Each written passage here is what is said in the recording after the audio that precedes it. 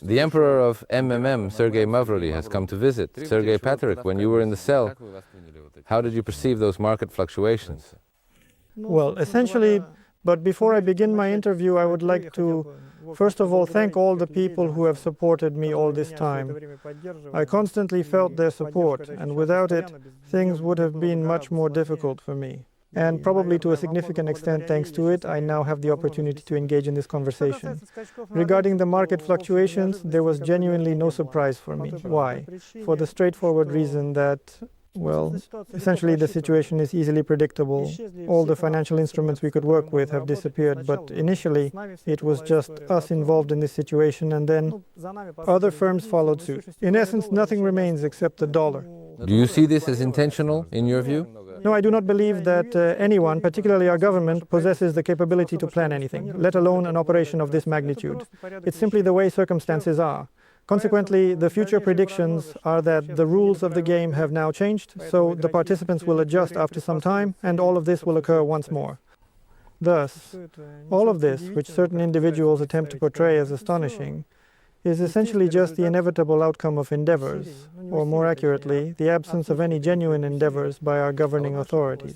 There was information in the press, and I think we even talked about it, that you requested to read Dostoevsky in your cell. It's quite strange to read such serious literature in a grim place like prison. Well, I just wanted to read serious literature. I simply love Dostoevsky. It's not related to anything else. It just sounded like a publicity stunt. Like, here's a person who is kind of like... It was mentioned somewhere within the press, and I honestly was not aware. No, they mentioned it, right here in the program. Yeah. What is the appearance of your pyramids? Numerous individuals, including economic specialists, continue to assert that it is, in a manner of speaking, a type of construction that ultimately results in those who arrive last receiving nothing at all. That's likely just market law. Regarding the pyramid, for those who are inquisitive, I can state that it is not in fact a pyramid. Nevertheless, I completely comprehend that within the brief span of our 2-minute broadcast, it is improbable that I will persuade individuals who have been informed for half a year that it is indeed a pyramid. Therefore, I suggest we look at this situation from a few different perspectives. What makes a pyramid scheme bad, according to all the opponents? They say it's a game where the last person gets nothing, so you have to exit it in time. Well, all right, let's assume for a second that it's a pyramid. Just for a second. It's not a pyramid, but let's assume. Let's conduct a simple arithmetic calculation. We've been working normally for 6 months. In 6 months, we've gained 10 million investors. Russia has a population of 150 million. Let's assume there are approximately 100 million potential stakeholders. We will exclude approximately 50 million for children and family members. Considering our remarkable pace by November, this so-called pyramid had an additional 5 years. So the discussion regarding it being a downfall, well, all right, but assume it's a pyramid. Are you certain that in 5 years any current company will still exist? Well, what will happen to our country in 5 years? Essentially, under current conditions, it's like infinity. So for those who want to consider it a pyramid, let them do these arithmetic calculations, and in any case, under normal circumstances, if we weren't hindered, even if it were a pure pyramid, we would have had 5 years in total. Are you sure that I couldn't have involved the CIS countries and other countries in this so-called pyramid? In fact, there was plenty of time, but I repeat once again, it's not a pyramid. Just try to explain in 2 minutes that it's not a pyramid. It's impossible. So accept this view. Are you generally interested in subjects such as these?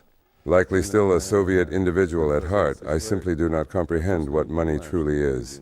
If apparently it is a person and not merely a concept, and then there stands the person. I'm uncertain about what I would inquire of him. Perhaps what does money genuinely signify? Does he not perceive it as a form of energy? Alternatively, I might inquire what precisely distinguishes cost from value. And isn't that the fundamental issue at the heart of our challenges? Cost is what is paid and value is what it's truly worth. Probably so. But are you asking in the subjunctive mood, or would you have asked? I would like to inquire because I remain somewhat uncertain about whether you are truly alive. Nonetheless, I am genuinely delighted. It's interesting indeed, the cost and the value. For instance, when writers like Andrei Georgievich, whose talent, in my opinion, is simply infinite, can somehow be appreciated in society, in your view? When society reaches a state of normalcy, and when this exceptional talent is truly in demand, you might say, well, he is in demand, here I am. Well, if it is truly in demand, then it will be appropriately valued. Regrettably, no. Sergei, here's an interesting aspect. You, in a manner, extensively promote yourself as a significant personality in the newspapers. Huge sums are spent on this. You might not realize that, for instance, one newspaper page could cover a whole week's costs for a children's home, for example. What's the real idea behind this? There seems to be a kind of messianic figure in this. First, I never promoted myself as a personality. This began with my arrest. Before that, few people knew me, and I didn't promote myself. If you recall, very few knew about me or saw me on screen. These admission tickets were present.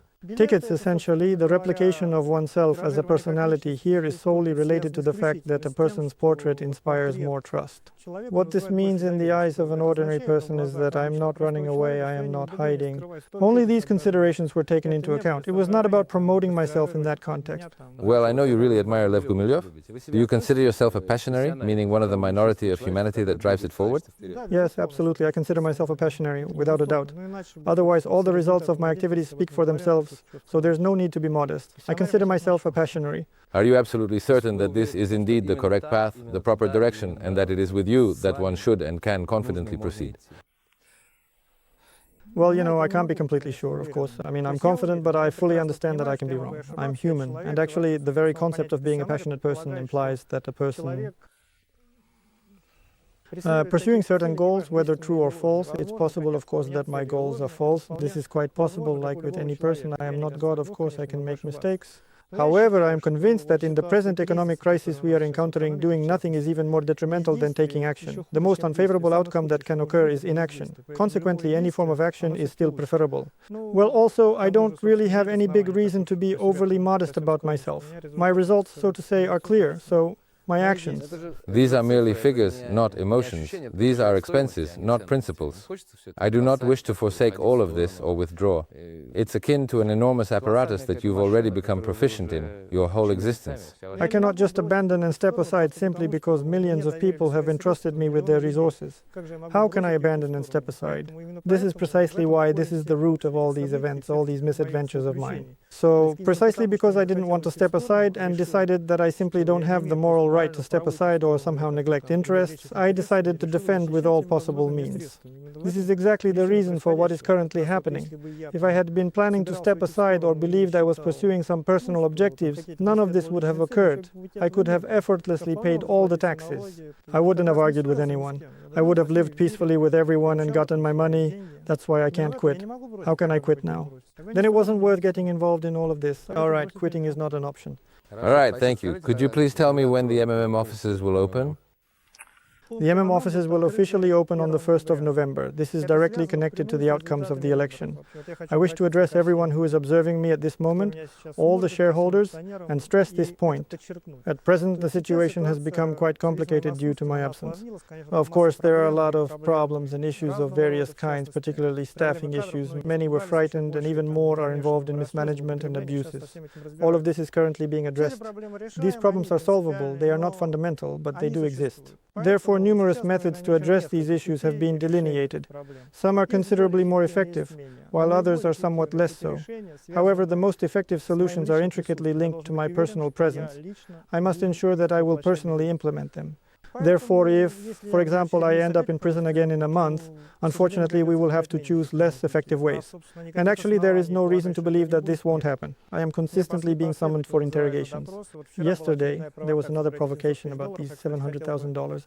I would like to take this opportunity to talk about it, if I have the time, of course, because it's simply unprecedented. Not to mention, I won't explain the whole system. Those funds have been accounted for. They are recorded in the register. It's all complete nonsense, but that's not the point. These are the methods of the authorities. I was summoned for questioning yesterday. I was at the interrogation yesterday. So why didn't they ask me about these $700,000 if they have any questions? Simply because otherwise they wouldn't have been able to present it so effectively. You see, it's this provocativeness. Therefore, I once again appeal to all shareholders, to all people, and ask you to vote for me, so that if I become a member of the Duma, I will be able to find colleagues.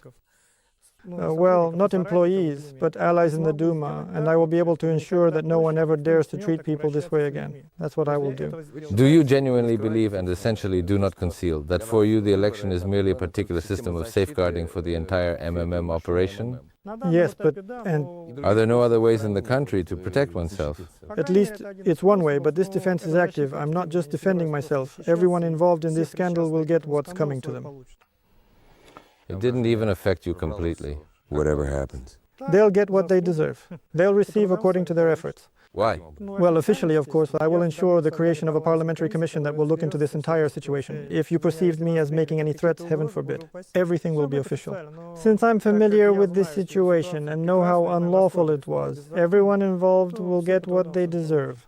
Thanks. Our guest was Sergei Mavrodiev, president of the joint stock company MMM.